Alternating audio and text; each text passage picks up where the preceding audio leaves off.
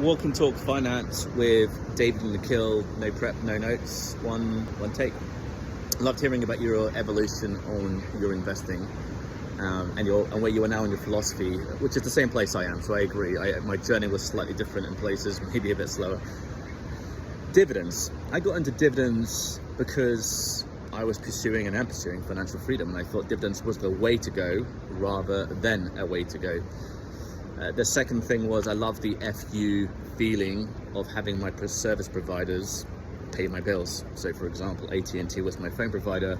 They paid a hefty dividend and they paid my bill, and I love that feeling. And the third thing was I got into the dividend community. I followed people on Twitter, not always with the best results. And where I went wrong was really two tactical errors. The first one, and I knew this at the time, was I should have been focusing on growth, and if I needed the expenses, I could take the cream off the top and contract my living style and live off that growth, and that growth would have been more than the dividends I was getting.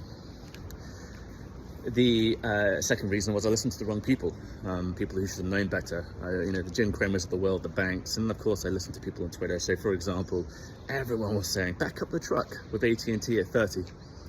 It's 24 now, so there you go.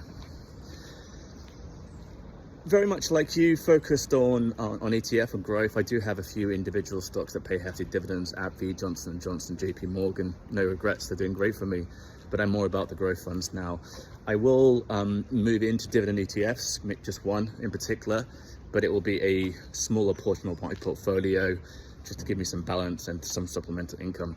I do have a question for you, but I'm going to send it in a separate video because I've gone on for too long on this subject.